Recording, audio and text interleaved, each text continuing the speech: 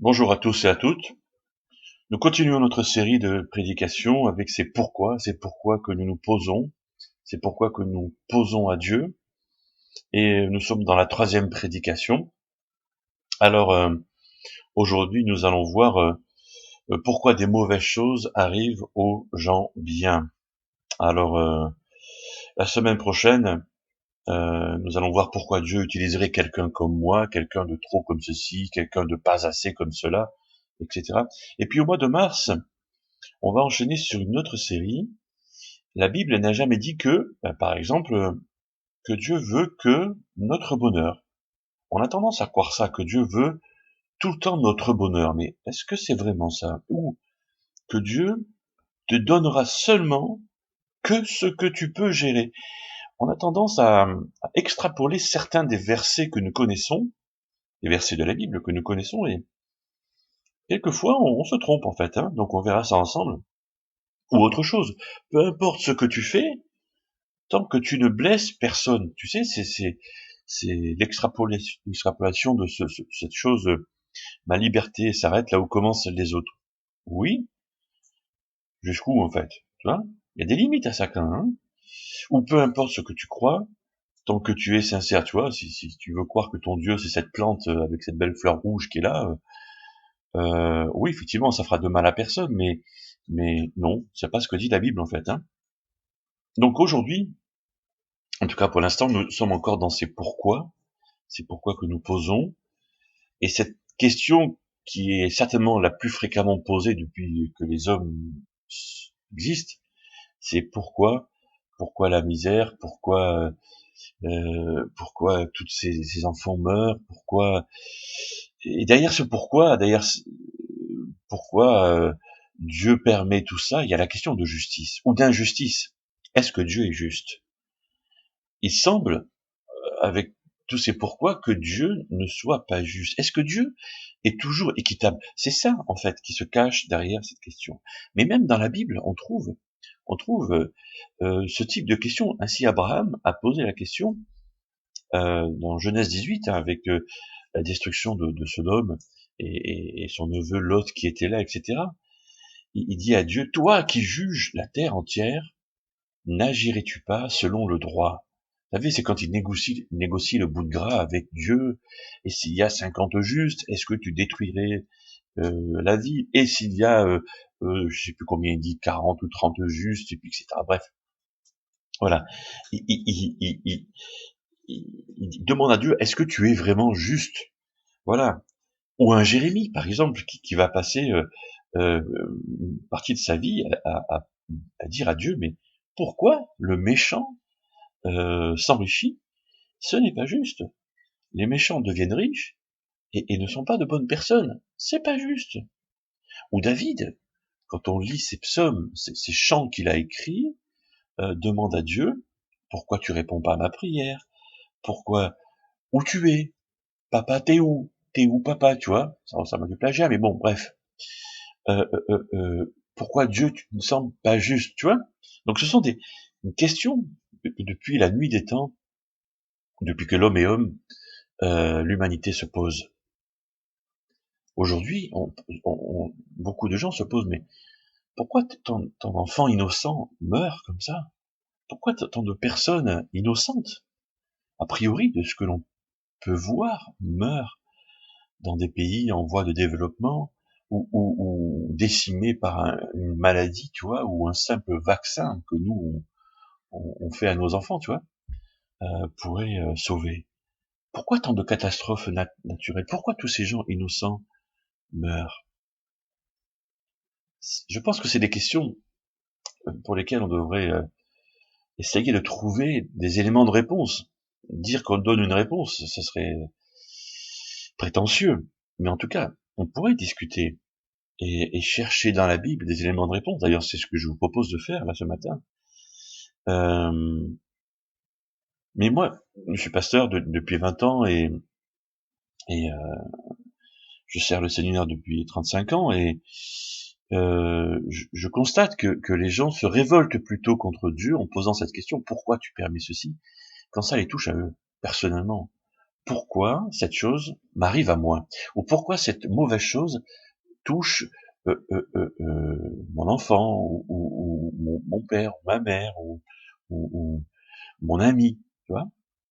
Une question très personnelle pour beaucoup de personnes. Moi, je dois avouer que une des premières fois où j'ai posé cette question, c'est quand mon père, qui avait même pas 75 ans, est décédé. Pourquoi, Seigneur, tu permets ça? Alors que c'était un, un homme qui connaissait Dieu, qui servait Dieu, euh, qui a trimé toute sa vie, et qui en plus était un super papa. Pourquoi, Seigneur? Pourquoi tu me l'as enlevé? Voilà, la question, quoi. Mais d'autres vont se poser autrement cette même question.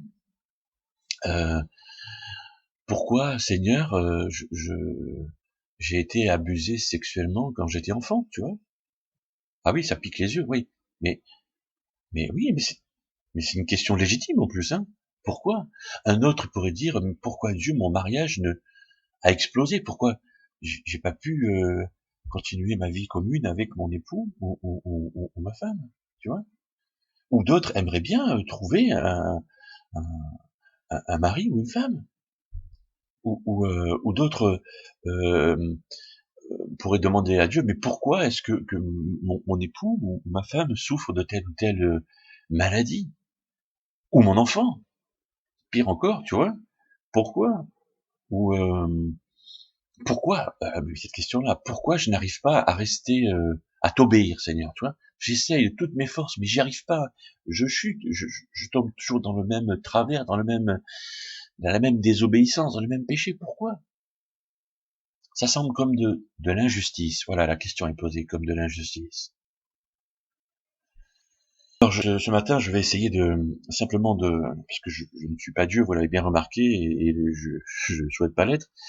Chacun à sa place. Mais je vais essayer de trouver quelques pistes dans la Bible pour donner des éléments de réponse.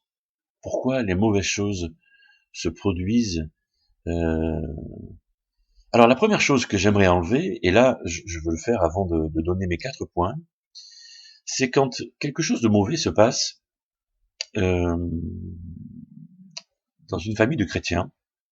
Très souvent, de temps en temps, peut-être, je ne sais pas, bon, bref, il y a un chrétien ou une chrétienne qui veut bien faire, et qui fait mal, en fait, hein, et qui va dire, bien mon frère, ma sœur, c'est qu'il y a un péché dans ta vie. Ou, qui va dire, c'est que tu n'as pas assez prié. Alors, si vous avez l'habitude de dire quelque chose comme ça, j'aimerais dire quelque chose ce matin, c'est arrêtez de dire ça. Et plutôt que de dire des choses comme ça, apprenez à vous taire. Et si vous savez pas quoi dire, eh bien, amenez votre frère ou votre sœur qui est en souffrance, allez faire une promenade, ou faites-lui un gâteau ou une tarte, ou amenez-le, si c'est une dame, vous êtes une dame, amenez-la à faire les magasins, ou allez au cinéma, enfin bref. Mais taisez-vous, ne dites pas de bêtises comme ça, parce que ça ressemble beaucoup à une parole de jugement. Et laissons le travail de juge à celui qui est juge, parce que ce genre de réponse est plutôt simpliste, franchement arbitraire et méchant en fait. Donc ça enfonce plutôt notre ami plutôt que de le relever, plutôt de le construire, de l'encourager. Ça ne l'encourage pas du tout. Bon, voilà, ça c'est dit, et je voulais le préciser avant de commencer. Donc pourquoi les mauvaises choses se produisent? Le premier point, c'est que peut-être que tu es victime d'un monde brisé. Autrement dit, peut-être que tu es une victime collatérale d'un monde pécheur, d'un monde brisé, d'un monde désobéissant. Parce que il est clair que nous vivons dans un monde clairement imbibé, noyé par le péché, le mal. Quand on ouvre la Bible, les 2-3 premiers chapitres, on voit la création de Dieu, et quand tout ce que Dieu crée, Dieu porte un jugement de valeur sur sa création, et il dit que c'est bien. Quand Dieu dit que c'est bien, c'est qu'il n'y a pas de péché. Puis quand Adam et Ève désobéissent, là, c'est plus pareil. Là, le péché entre dans le monde. Avec le péché, la maladie, la mort, la souffrance et les conséquences du péché. Par rapport à ça, Jésus dit quelque chose d'important dans Jean chapitre 16, verset 33. Voilà ce qu'il dit. Dans le monde, vous aurez à souffrir bien des afflictions. Bon, je m'arrête là. Qu'est-ce qu'il nous dit là déjà? Il nous dit, dans le monde où nous vivons, on va en prendre plein la figure. Vous voyez? Jésus n'est pas utopique, il n'est pas dans les rêves, et il ne conduit pas non plus à une vie de foi dans les nuages. C'est-à-dire que il dit la vérité. Il annonce la couleur. Il nous dit, la vie que je vous propose d'avoir à ma suite, c'est celle-là, c'est bien des afflictions.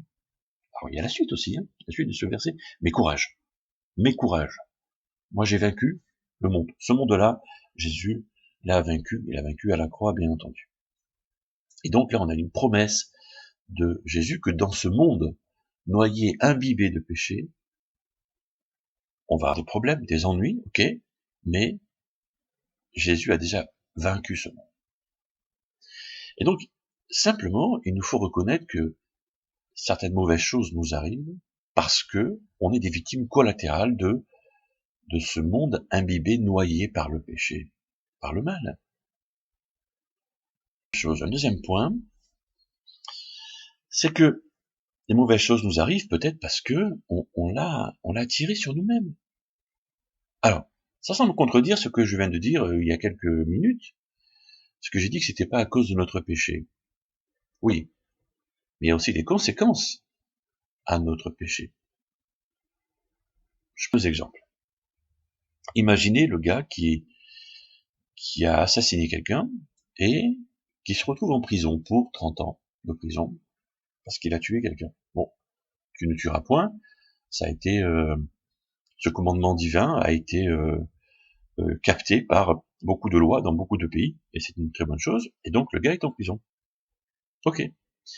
Et donc au bout de 4-5 ans, il lit la Bible, par exemple, il se convertit, il rencontre Jésus-Christ dans sa cellule, et il demande pardon pour sa faute. Il a même écrit une lettre pour demander pardon à la famille à laquelle il a tué un membre, etc. Tu vois, le gars, il est pardonné, mais il lui reste 25 ans de prison à faire. Conséquence de son péché. Je prends un autre exemple. Tu vas à une fête, tu vois, fête de village. Une fois que tu vas à une fête, et le gars, tiens, bien, et t'as soif, quoi. Ouais, t'as beaucoup soif, et tu bois 12 pintes de bière. Oui, t'as très soif, et il fait chaud. Voilà. Et puis après, tu prends le volant. Et c'est pas bien. Quand tu rentres chez toi, tu as un accident, et tu vas tuer quelqu'un. Très souvent, ça arrive, toi tu meurs pas, mais la personne en face, elle meurt. Tu vois les conséquences de ta bêtise, pour être poli. Plus qu'une erreur. Il y a des conséquences à un comportement de désobéissance, de péché. C'est ce que dit Galates chapitre 6, versets 7 à 8. Ne vous faites pas d'illusions, Dieu ne se laisse pas traiter avec mépris.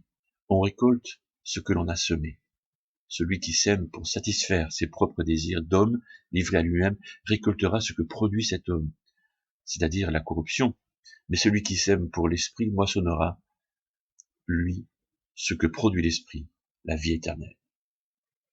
Alors pourquoi les mauvaises choses arrivent aux gens bien? Ben, peut-être qu'on est victime d'un monde brisé, ou peut-être qu'on l'a attiré sur nous-mêmes. Un troisième point. Mais peut-être que Dieu veut faire quelque chose de grand en toi. Peut-être qu'il veut faire ça. Alors, si tu es dans une souffrance, dans une problématique, tu ne comprends pas ce qui se produit, ce qui se passe. C'est sûrement quelque chose que tu ne souhaiterais pas vivre, traverser. Quelque chose qui te fait te met à l'aise, ou souffrir profondément. Mais peut-être que Dieu est en train de faire quelque chose de grand à travers ton mal-être, ton mal-vivre, voilà, cette épreuve que tu traverses. C'est un peu ce qui s'est passé avec l'histoire qu'on trouve dans l'évangile de Jean au chapitre 9. Cet homme qui est né non-voyant. Et essayons, je sais que c'est pas possible, mais essayons de nous mettre à sa place un instant. Ce gars, né dans une famille, donc imaginons qu'il soit plusieurs enfants, puisque les familles à l'époque c'était ça, plusieurs enfants, et puis lui, il est né aveugle, non-voyant. Et puis il a des frères, peut-être des sœurs, tu vois. Imaginez la question que lui se pose.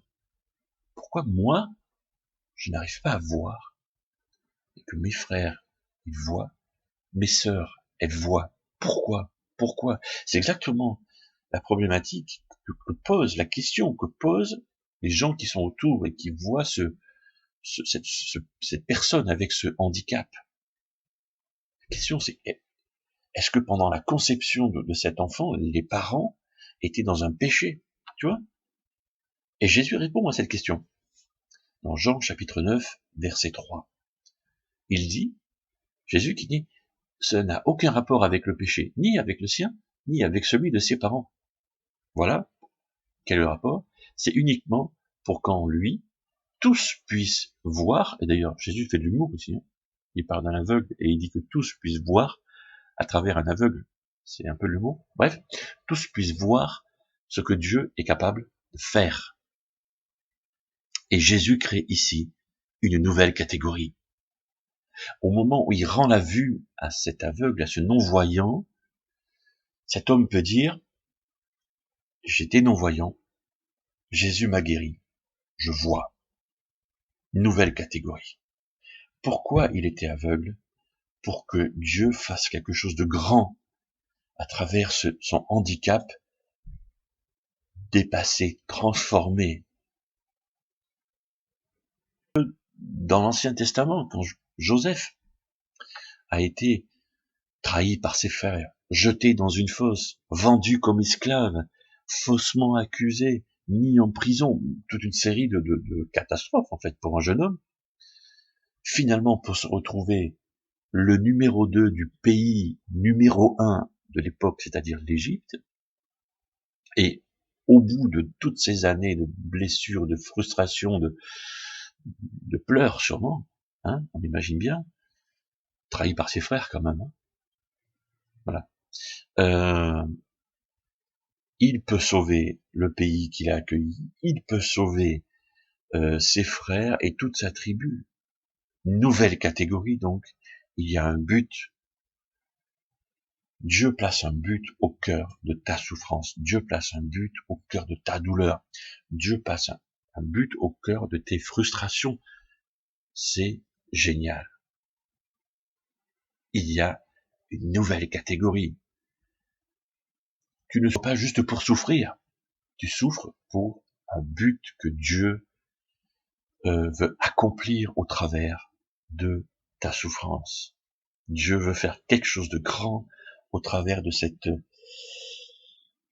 terrible, dramatique épreuve que tu traverses en ce moment. Point. Qui va de soi, après ce que je viens de dire, Dieu agit certainement en toi. Alors il y a un verset très, comment dirais-je, très ennuyeux, quand on traverse des moments difficiles. C'est Jacques, j'aime bien cette épître de Jacques parce qu'elle est vraiment actuelle.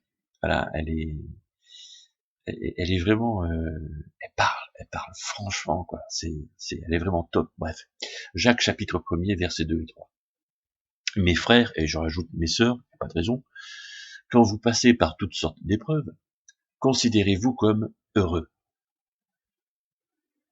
Vous savez, la mise à l'épreuve de votre foi produit l'endurance. Alors, considérez-vous comme heureux? Heureux? L'épreuve, tu dois te considérer comme heureux. Mais moi, quand je suis dans l'épreuve, j'ai plutôt envie de pleurer, en fait. Au pire, de fuir nos difficultés, cette nouvelle catégorie, ce but que Dieu veut accomplir quelque chose en nous, tu vois, ça change des choses alors. Ça veut dire que Dieu veut agir à travers moi, à travers nous. Ça change des choses. Ça change des choses. Peu importe où tu en es de ton parcours spirituel actuel. Que en Dieu depuis longtemps, ou que tu sois à sa recherche, que tu sois engagé, chrétien engagé ou pas, je sais, sans être un très grand prophète, je sais que tu as déjà vécu quelque chose de péable du tout, que tu n'aimes pas, qui te fait mal, tu ne comprends pas, que tu penses être injuste, que si cette épreuve tu la traînes depuis longtemps, tu vas être capable de tourner ton regard en arrière, et capable de dire, ah ouais, j'aurais jamais choisi de vivre cette épreuve, mais elle m'a transformé, rendu plus fort. Et quelque part, cela m'a fait bien. Quelque part, cette épreuve m'a rapproché de Dieu. Quelque part, d'autres vont dire, là où j'étais au plus bas, au fond du trou, c'est là où j'ai trouvé Dieu. C'est là où j'ai crié à Jésus-Christ et qu'il m'a tendu la main. Ce que j'ai vécu, c'est ce qui m'a fait rencontrer le meilleur. Jésus-Christ. Jésus-Christ dans ma vie. Un temps de recueillement avec vous maintenant, pour terminer cette prédication. Pourquoi les mauvaises choses arrivent aux gens bien? Tu es une victime collatérale d'un monde brisé, d'un monde désobéissant. Peut-être que tu as attiré cette chose sur toi, une conséquence du péché. Ouais. Quoi? Ouais, tu es responsable de ces actes, hein? Adulte? Ok. Peut-être, mais peut-être que Dieu veut faire quelque chose de grand en toi, ouais. Dieu veut agir en toi. Merci Seigneur. Merci Seigneur parce que même dans ces épreuves, oui, qui nous font mal, bien sûr que ça nous fait mal. Bien sûr qu'on souffre. Bien sûr que c'est difficile. Bien sûr qu'on ne comprend pas. Tu es là. Bien sûr que nous l'autre qui m'entend maintenant, au fond du trou, dans la boue, et je reste poli quand je dis ça, noyé, mais tu lui tends la main.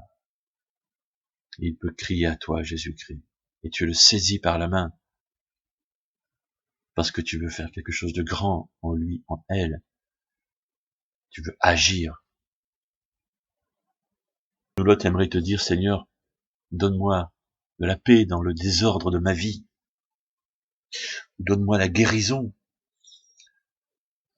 Cette maladie qui me tend, ou renouvelle mes forces. Tu vois mon grand état de fatigue. Ou renouvelle mes relations avec mes amis. Ou renouvelle mon cœur, mon corps. Et je te demande pardon pour ce péché. Je veux m'engager à rejeter ces choses. Peut-être que quelqu'un d'autre pense, moi je suis trop mauvais pour Dieu. J'ai trop péché, j'ai trop désobéi à Dieu. Il ne pourra jamais me pardonner. Et c'est faux ça, c'est du mensonge, c'est pas vrai. La vérité c'est que Dieu est prêt à te pardonner, mon ami.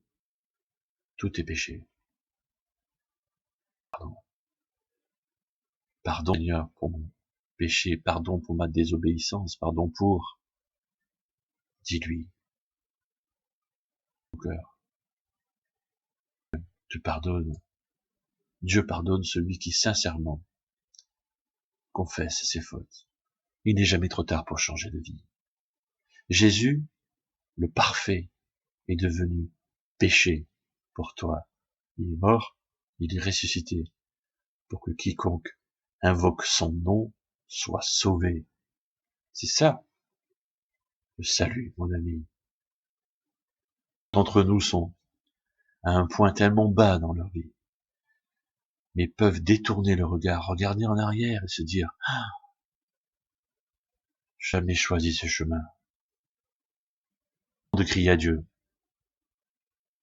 C'est le moment de l'appeler à l'aide. C'est le moment de décider de lui confier ta vie. À ce moment que tu traverses aujourd'hui, que Dieu change ta vie. De devenir le maître de ta vie. C'est pour ça que tu écoutes cette prédication. Deviens le maître de ma vie. Je te confesse mes erreurs, mes péchés, et je m'engage à ne plus les reproduire. Aide-moi dans ce combat de chaque jour. Sors-moi de cette boue qui m'entoure. Oui, je veux compter sur toi. Jésus. Par ton sang, Jésus. Amen. Amen. Merci Seigneur. Merci Seigneur parce que tu transformes les vies. Merci Seigneur parce que tu sauves aujourd'hui. Merci Seigneur pour ton Saint-Esprit que tu distribues largement à celui qui s'engage à te servir, à t'écouter, à t'obéir. En Jésus-Christ. Amen.